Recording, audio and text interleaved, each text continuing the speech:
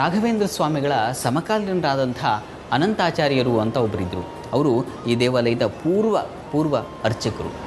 ಆ ಅರ್ಚಕರಿಗೆ ಒಂದು ಸಲ ಪ್ರೇರಣೆ ಆಯಿತಂತೆ, ಇದೇ ಜಾಗದಲ್ಲಿ ರುದ್ರದೇವರನ್ನು ಹಾಗೂ ಗಣಪತಿಯನ್ನು ಮತ್ತು ಶೇಷನನ್ನು ಪ್ರತಿಷ್ಠಾಪನೆ ಮಾಡಬೇಕು ಅಂತ. ಹಾಗಾಗಿಯೇ ನಾವಿಲ್ಲಿ ಕಾಣ್ತೇವೆ, ಈ ಬೃಂದಾವನದ ಎದುರು ಭಾಗದಲ್ಲಿ ನಾವು ಆ ರುದ್ರದೇವರನ್ನು ಕಾಣ್ತೇವೆ. ನಮೋ ಹಿರಣ್ಯಭಾವೇಸೆ ನಾನ್ಯೇ ದಿಶಾಂಚ ಪದಯೇ ನಮೋ ನಮೋ ವೃಕ್ಷೇಭ್ಯೋ ಹರಿಕೇಶೇಭ್ಯಃ ಪಶೂನಾಂ ಪದಯೇ ನಮೋ ನಮಃ ಸಸ್ಪಿಂಜರಾಯ ತ್ವಿಷೀಮತೆ ಪದೀನಾಂ ಪದಯೇ ನಮೋ ನಮೋ ಬಭ್ರುಷೇ ವ್ಯಾಧಿನೇನ್ನಾನಾಂ ಪದಯೇ ನಮೋ ನಮೋ ಹರಿಕೇಶಾಯೋಪವೀತಿನೇ ಪುಷ್ಟಾನಾಂ ಪದಯೇ ನಮೋ ನಮೋ ಈ ಕ್ಷೇತ್ರದಲ್ಲಿ ಒಂದು ಪ್ರತೀತಿ ಇದೆ. ಏನಪ್ಪ ಅದು ಅಂತಂದರೆ, ಆಂಜನೇಯ ಸ್ವಾಮಿಗೆ ಪ್ರತಿ ವರ್ಷ ಇಲ್ಲಿನ ಭಕ್ತರೊಬ್ಬರು ಪಾದರಕ್ಷೆಗಳನ್ನು ಹೊಲಿದು ಕೊಡ್ತಾರೆ. ಆ ಪಾದರಕ್ಷೆಗಳು ವರ್ಷವಾಗೋದ್ರೊಳಗೆ ಸವಿಯುತ್ತೆ ಅನ್ನುವಂಥ ನಂಬಿಕೆ ಇದೆ. ಬಹಳ ಬೃಹತ್ತಾದಂಥ ಪಾದಗಳು. ಆ ಪಾದರಕ್ಷೆಗಳನ್ನು ಹಾಕ್ಕೊಂಡು ಆಂಜನೇಯ ಸ್ವಾಮಿ ಓಡಾಡ್ತಾರೆ ಅನ್ನುವಂಥ ನಂಬಿಕೆ. ಆ ಪಾದರಕ್ಷೆಗಳನ್ನು ನಾವೀಗ ಗಮನಿಸೋಣ.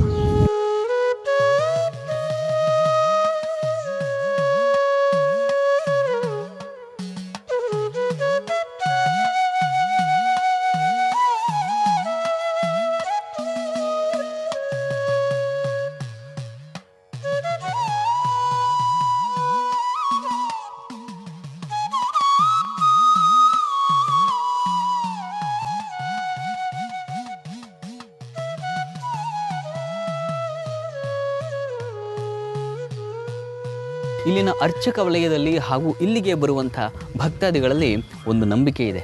ಏನಪ್ಪ ಅದು ಅಂತಂದರೆ, ಆಂಜನೇಯ ಸ್ವಾಮಿ ಈ ಕ್ಷೇತ್ರದಲ್ಲಿದ್ದಾಗ ಆತ ವಿಶ್ರಾಂತಿಯನ್ನು ತಗೊಳ್ತಾ ಇದ್ದರಂತೆ. ಎಲ್ಲಿ ವಿಶ್ರಾಂತಿಯನ್ನು ತಗೊಳ್ತಾ ಇದ್ರು ಅಂದರೆ ಅದಕ್ಕೆ ನಮಗೆ ಸಾಕ್ಷಿಯಾಗಿ ಸಿಗುತ್ತೆ ಈ ಬೃಹತ್ತಾದಂಥ ಕಲ್ಲು ಬಂಡೆ.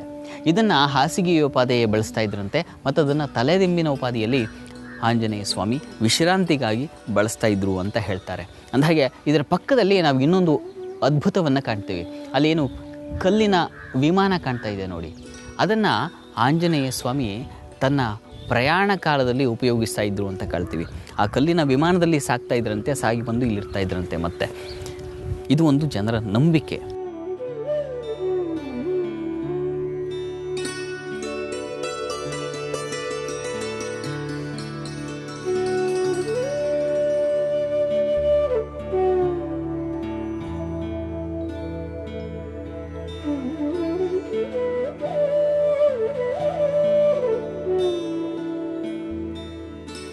ಇದು ಗಾಣದಾಳದ ಎರಕಲಮ್ಮ ಸನ್ನಿಧಿ.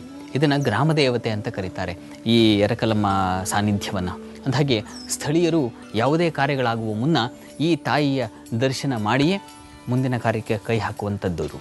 ಹಾಗಾಗಿ ನಾವೀಗ ಎರಕಮ್ಮನ ದರ್ಶನವನ್ನು ನಾವು ಮಾಡೋಣ.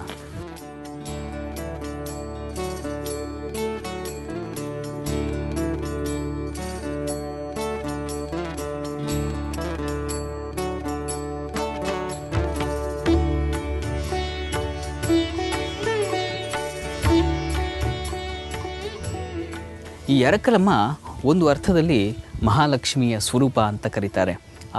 ಆ ದರ್ಶನವನ್ನು ನಾವೀಗ ಮಾಡಿದ್ರೆ ಬಹಳ ಸ್ಪಷ್ಟವಾಗಿ ಗುರುತಿಸ್ತೀವಿ. ಶಂಖು ಚಕ್ರಗಳ ಸಹಿತವಾಗಿ ತಾಯಿ ಉದ್ಭವಿಸಿರ್ತಕ್ಕಂಥದ್ದು. ಇದನ್ನು ಉದ್ಭವ ಮೂರ್ತಿ ಅಂತಲೂ ಹೇಳ್ತಾರೆ. ಆ ತಾಯಿಗೆ ಈಗ ನೆರವೇರುವಂಥ ಪೂಜಾದಿಗಳನ್ನು ನೋಡೋಣ. ಭಾಗ್ಯದ ಲಕ್ಷ್ಮೀ ಬಾರಮ್ಮ ನಮ್ಮಮ್ಮ ನೀ ಸೌಭಾಗ್ಯದ ಲಕ್ಷ್ಮೀ ಬಾರಮ್ಮ ನಮ್ಮಮ್ಮ ನೀ ಸೌಭಾಗ್ಯದ ಲಕ್ಷ್ಮೀ ಬಾರಮ್ಮ.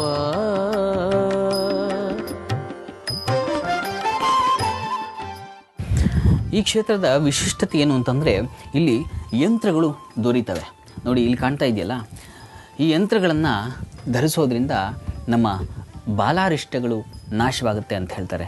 ಯಾರೇ ಹಿರಿಯರೇ ಆಗಲಿ ಮಕ್ಕಳೇ ಆಗಲಿ ಈ ಯಂತ್ರಗಳನ್ನು ಧರಿಸೋದ್ರಿಂದ ಅವರ ಭಯ ನಿವಾರಣೆ ಆಗುತ್ತೆ. ಮತ್ತು ಆಯುಷ್ ಏನಾದರೂ ಕ್ಷೀಣತೆ ಇದ್ದರೆ ಇದನ್ನು ಧರಿಸೋದ್ರಿಂದ ಅದು ಕೂಡ ನಿವಾರಣೆಯಾಗುತ್ತೆ ಅನ್ನುವಂಥ ಬಲವಾದ ನಂಬಿಕೆ ಇಲ್ಲಿನ ಭಕ್ತರಲ್ಲಿದೆ. ಬಂದಂಥ ಯಾತ್ರಾರ್ಥಿಗಳು ಭಕ್ತರು ಇದನ್ನು ಧರಿಸಿ ಹೋಗ್ತಾರೆ. ಗೆಜ್ಜೆ ಕಾಲಿನ ನಾದವ ತೋರುತ ಹೆಜ್ಜೆಯ ಮೇಲೊಂದೆಜ್ಜೆಯ ನಿಕ್ಕುತ ಗೆಜ್ಜೆ ಕಾಲಿನ ನಾದವ ತೋರುತ ಹೆಜ್ಜೆಯ ಮೇಲೊಂದೆಜ್ಜೆಯ ನಿಕ್ಕುತ ಸಜ್ಜನ ಸಾಧು ಪೂಜೆಯ ವೇಳೆಗೆ ಮಜ್ಜಿಗೆಯೊಳಗಿನ ಬೆಣ್ಣೆಯಂತೆ ಭಾಗ್ಯದ ಲಕ್ಷ್ಮೀ ಬಾರಮ್ಮ ನಮ್ಮಮ್ಮ ನೀ ಸೌಭಾಗ್ಯದ ಲಕ್ಷ್ಮೀ ಬಾರಮ್ಮ. ಇದು ಪಂಚಮುಖಿ ಕ್ಷೇತ್ರದ ಮಹಿಮೆ. ಅಂದಹಾಗೆ ಇಲ್ಲಿಗೆ ಬರುವಂತಹ ಯಾತ್ರಿಕರಿಗೆ ಉಳಿದುಕೊಳ್ಳಲಿಕ್ಕೆ ಸರಿಯಾದಂತಹ ವ್ಯವಸ್ಥೆ ಇಲ್ಲ. ಹೀಗಾಗಿ ಮಂತ್ರಾಲಯ ಅಥವಾ ರಾಯಚೂರಿನಲ್ಲಿ ಉಳಿದುಕೊಂಡು ಈ ಸನ್ನಿಧಿಗೆ ಭೇಟಿ ಕೊಡಬಹುದು. ಮತ್ತೆ ಮುಂದಿನ ವಾರ ಇನ್ನೊಂದು ಗುಡಿಯ ದರ್ಶನದೊಂದಿಗೆ ನಿಮ್ಮ ಭೇಟಿ. ನೇರ, ದಿಟ್ಟ, ನಿರಂತರ ಸುದ್ದಿಗಾಗಿ ನೋಡ್ತಾ ಇರಿ ಸುವರ್ಣ ನ್ಯೂಸ್.